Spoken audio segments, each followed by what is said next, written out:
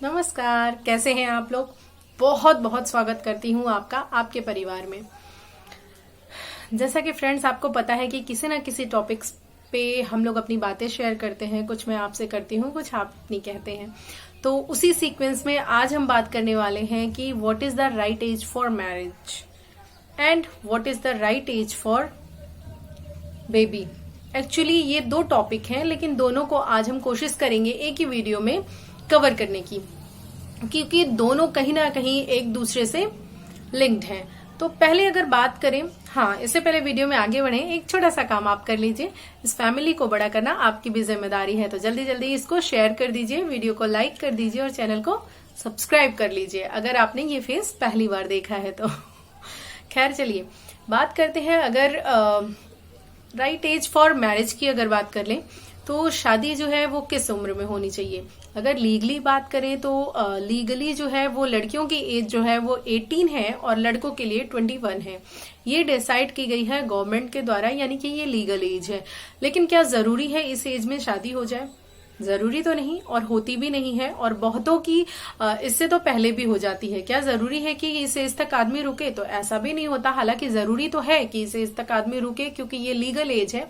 लेकिन फिर भी बहुत जगहों में आपको ऐसा सुनने के लिए मिलेगा कि बाल विवाह होता है। अभी हाल ही में कुछ महीनों पहले आपने देखा होगा कि ऐसा ही एक बाल विवाह को मतलब रोकने का काम सृष्टि देशमुख मैडम ने किया था। मैं मतलब उनकी बहुत बड़ी फैन हूँ, मुझे बहुत अच्छी लगती हैं वो, उनको मैं फॉलो करती हूँ। तो मैंने ये देखा था कि उन्होंने ये रोकने का काम किया था, बहुत अच्छा लगा था मुझे। तो कहने का मतलब ये है कि जो एज डिसाइडेड है गवर्नमेंट के द्वारा, उसी एज पे तो विवाह हो नहीं रहे हैं। तो विवाह जो है वो कई फैक्टर्स पे डिपेंड होते हैं, जैसे कि जो बेबी है वो कई फैक्टर्स पे डिपेंड होता है। पहला तो ये कि कैरियर सेटल है या नहीं, और मतलब किस तरीके से, एक तरह से कह लीजिए कि जो लड़कियां हैं वो एक तरह से फाइनेंशियली अगर खुद इंडिपेंडेंट है फिर तो कोई बात नहीं। अगर नहीं है तो वो ऐसा चाहती है कि जो हस्बैंड है वो उनको फाइनेंशियली इंडिपेंडेंट मिल जाए, यानी कि कोई जॉब वाला मिले या कुछ इस तरह से मिले जिसकी एक अच्छी अर्निंग हो, यानी फ्यूचर सिक्योर हो। तो ये देखने में, और बहुत सारे लोग तो ऐसे हैं जो अपना कैरियर जो है खुद चाहते हैं कि मेरी जो पर्सनैलिटी है वो बनी हो, यानी कि मैं इंडिपेंडेंट हूं, उसके बाद शादी करते हैं। तो ऐसे में क्या होता है, कई बार तो अगर जो सक्सेस है वो मतलब इनिशियल एज में मिल जाती है, 22, 23, 21, 24 की एज में, फिर तो इसके बाद जो है लोग मैरिज कर लेते हैं, मैरिज हो जाती है। लेकिन कुछ लोग ऐसे हैं जिनकी मतलब काफी टाइम लगता है उनको ये अचीवमेंट लेने में, तो 28, 30, 35 यहां तक भी देखी गई है। तो सही क्या है? देखिए, अगर बात करें बायोलॉजिकली, अगर हम बात करें, अगर बायो के फैक्टर से समझने की कोशिश करें कि डॉक्टर्स क्या कहते हैं, तो जो डॉक्टर्स कहते हैं वो बताते हैं कि जो बेस्ट एज है वो आपकी है 23 to 26। इसको वो बेहतर बताते हैं गर्ल्स के कॉन्टेस्ट में। इसका रीजन है जुड़ा हुआ आगे आपके प्रेगनेंसी से रिलेटेड, क्योंकि एक एज होती है जिसको बेहतर माना जाता है प्रेगनेंसी के लिए, उसके पीछे भी साइंटिफिक रीजन है। लेकिन ऐसा कुछ प्रूवन नहीं है कि अगर उसके बाद भी बेबी होते हैं या उसके बाद भी शादी होती है तो वो हर मतलब सिचुएशन में गलत ही होगा। तो कहने का मतलब ये है कि अगर आपको देखना है डॉक्टर्स के अकॉर्डिंग तो आप जा सकते हो 23 to 26 की एज में, क्योंकि ये एज बेस्ट होती है। इस समय जो आपकी बॉडी होती है वो भी बहुत फ्लेक्सिबल होती है, और इस समय एक तरह से आपकी जो जिसे बोलते हैं कैपेसिटी, वो बहुत पावर जो है वो बहुत ज्यादा होती है। ऐसे में आप नए रिश्तों को, नई चीजों को मतलब अच्छे से पकड़ने में मतलब बहुत ज्यादा सक्षम होते हो। कहने का मतलब ये है कि जैसे जैसे हम मेच्योर होते जाते हैं, हमको अपने आप को एक तरह से कह लीजिए एडजस्ट करने में बहुत प्रॉब्लम भी होती है। कई लोगों को नहीं भी होती है, कुछ लोग कहते हैं मेच्योरिटी के साथ ये प्रॉब्लम सॉल्व होती है, बहुत अच्छे से एडजस्ट हो जाते हैं। कुछ केसेस में ऐसा देखा गया है कि मेच्योरिटी आने पर लोगों को मतलब प्रॉब्लम होती है एडजस्ट करने में। जब इंसान कम उम्र का होता है, उतना ज्यादा मेच्योर नहीं होता, तो उसको ऐसा लगता है सब मेरे हैं, सब मेरे अपने हैं। तो वो क्या होता है, जो दूसरी फैमिली में शादी करके जाता है वहां पर बहुत जल्दी एक तरह से जिसे बोलते हैं घुल मिल जाता है। तो ये रीजन भी होता है कि मतलब इस एज में शादी करने का। बाकी जो दूसरा रीजन है वो प्रेगनेंसी से रिलेटेड है। और अगर बात करें लेट मैरिजेस की, तो उस कॉन्टेस्ट को भी हम गलत नहीं कह सकते। क्यों? क्योंकि पहले कैरियर जरूरी है, पहले और भी जो आपकी लाइफ में बहुत सारे अप्स एंड डाउन्स होते हैं वो सब सेटल होने जरूरी है। उसके बाद आप आराम से 30 प्लस भी आराम से 30, आजकल तो 30 प्लस 32 33 प्लस नॉर्मल सी बात है, ऐसा हो रहा है लड़कियां लड़कों दोनों की शादी में, तो दोनों को ओके ही कहा जा सकता है। ऐसा कुछ सर्टिफाइड रूल नहीं है कि किसमें जो है कहा जाए कि एकदम इस एज में आप शादी करोगे तो आपकी लाइफ में सब कुछ बेहतर ही होगा। ये डिपेंड करता है इंडिविजुअल, आपकी क्या पर्सनालिटी है, आप क्या सोचते हो, आपके सर्कमस्टांसेस कैसे हैं, इस पर डिपेंड करता है। तो अगर आपकी मैरिज 23, 22, 24 में भी हो रही है तो बहुत ज्यादा आपको परेशान होने की लिए जरूरत नहीं है। अगर सब कुछ बेहतर है, सब कुछ सेटल है, आप भी अच्छी पोजीशन पे हो, तो मुझे लगता है आपको कर लेनी चाहिए। और अगर नहीं है, अगर आपको रुकना भी पड़ रहा है, तो आपको बहुत ज्यादा परेशान भी नहीं होना चाहिए। आराम से 28, 29 इस एज में भी आराम से मैरिज आप कर सकते हो। अब बात करें बेबी की, तो देखिए बेबी करने के लिए बहुत सारे फैक्टर्स इंपॉर्टेंट होते हैं, बहुत सारे फैक्टर्स को देखना चाहिए। पहले तो दोनों की जो लाइफ होती है हस्बैंड एंड वाइफ की, वो बिल्कुल अच्छे से सेटल हो जानी चाहिए। क्योंकि एक बार जब आप एक दूसरे को समझ चुके होते हो तो ऐसे टाइम में बेबी करना यानी प्रेगनेंसी के बारे में सोचना वो ज्यादा बेटर होता है। पता चला अभी आपने एक दूसरे को समझा ही नहीं है, एक दूसरे को जाना ही नहीं है बेहतर तरीके से, और उस पीरियड में मतलब आप एक बेबी ले आते हो, तो ऐसे में पहले तो आप खुद को नहीं समझे हो, तो बहुत ज्यादा मतलब एक तरह से कह लीजिए प्रॉब्लम्स होने लगती हैं, मिसअंडरस्टैंडिंग्स होने लगती हैं। उसकी वजह से बेबी क्या करता है, सफर करता है। तो ऐसे में पहले टाइम देना चाहिए, आपको एक दूसरे को समझना चाहिए। दूसरा जो बहुत इंपॉर्टेंट फैक्टर है, जो कि आजकल बहुत ज्यादा रोल प्ले कर रहा है, वो है यानी स्टैब्लिश होने का, कैरियर बनाने का जिसे कहते हैं। अगर लड़के का कैरियर बना हुआ है और लड़की टाइम चाहती है कि वो भी अपना कैरियर बनाए, तो बेसिकली उसको भी टाइम देना चाहिए, उसको भी प्रेफरेंस देनी चाहिए। क्योंकि बेबी के बाद थोड़ा तो मुश्किल हो जाता है अपने लिए समय निकालना। हालांकि निकालने वाले निकालते हैं, ऐसा नहीं है, उसमें भी लोग अपने लिए समय निकालकर, बहुत सारे लोग मतलब अपनी बेबी के बाद भी बहुत कुछ अचीव किए हैं। लेकिन ये है कि वो थोड़ा टफ टास्क हो जाता है, तो इजी में ही क्यों ना कर लिया जाए। तो अगर चाहती है लड़की टाइम, तो बिल्कुल टाइम दे देना चाहिए। और अगर मतलब लड़की का जिसे बोले कि कैरियर सेट है लेकिन लड़के को टाइम चाहिए, तो आपको उसकी भी रिस्पेक्ट करनी चाहिए और उसको भी समय देना चाहिए, टाइम देना चाहिए। अब कैरियर सेट है आपका, सब कुछ सेट है, उसके बाद आप आराम से सोच सकते हो, अपनी कंडीशन सब कुछ अच्छे से देखकर। मेडिकली सबसे जरूरी चीज तो ये है कि मेडिकली पहले अपने आप को, लोग क्या करते हैं प्रेगनेंसी के बाद टेस्ट करवाने जाते हैं, लेकिन मैं आपसे कहूंगी कि आप पहले जाओ।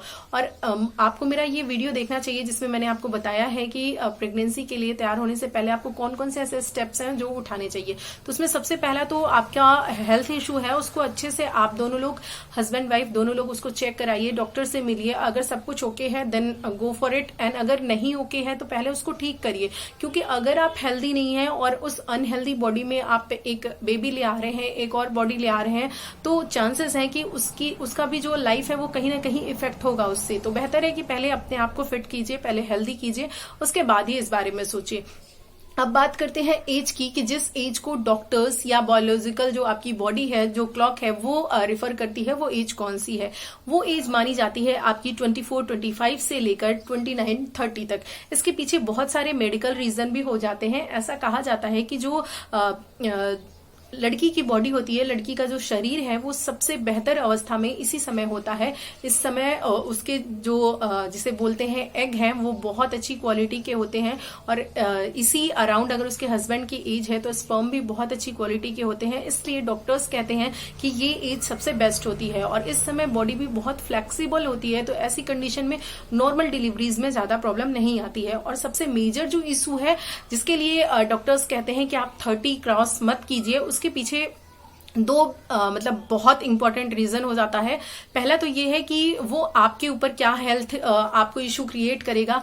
इसमें बहुत सारी चीजें आ जाती है। अगर लेट प्रेगनेंसी आप देखते हो, 30 प्लस या 32, 33 प्लस पे आप जाते हो, तो आपको बीपी होने के चांसेस, शुगर होने के चांसेस, ये सारे चांसेस बढ़ जाते हैं। बाद में फिर बहुत ज्यादा आपको स्पाइन से प्रॉब्लम रिलेटेड हो सकती है, पेन वगैरह हो सकता है।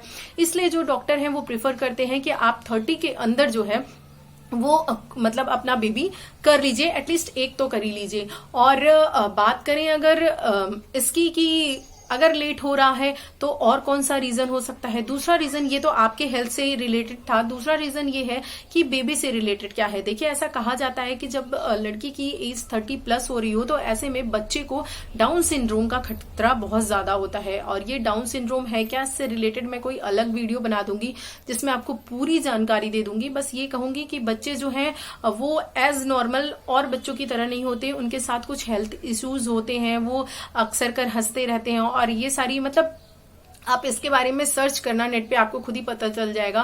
और मतलब इस तरह से बहुत सारी हेल्थ इश्यूज बच्चे के साथ आने की भी प्रॉब्लम होती है। इसलिए ऐसा कहा जाता है कि 30 के अंदर जो है वो महिलाएं अगर उनकी सारी मतलब जिसे बोले उनका कैरियर सेट हो गया है और उनके साथ सब कुछ बेहतर सिचुएशन में है, उनकी मतलब एक तरह से कह लीजिए कि लाइफ में जो स्टेबिलिटी वो चाहिए थी वो मिल चुकी है, तो उनको 30 के अंदर ही बेबी के लिए सोच लेना चाहिए। इसीलिए डॉक्टर्स कहते हैं, क्योंकि इसके बाद चीजें जो है धीरे धीरे कॉम्प्लिकेटेड होने लगती हैं आपके लिए भी और बेबी के लिए भी। ठीक है, और ऐसे तो कोई रूल नहीं है, 45+ भी जो है लोगों को बेबी होते हैं और नॉर्मल होते हैं, कोई प्रॉब्लम नहीं होती है, ऐसा भी देखने के लिए मिला हुआ है।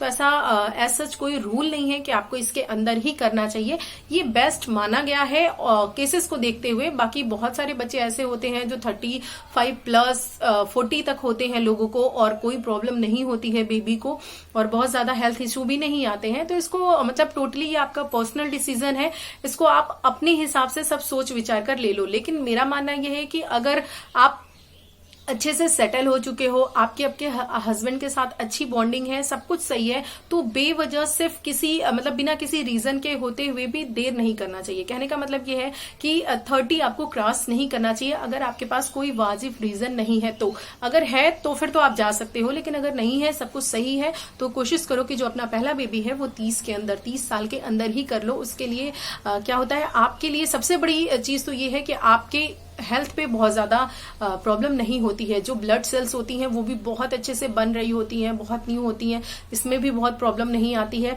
तो मतलब सारी चीजें बेहतर अच्छे तरीके से हो जाती हैं।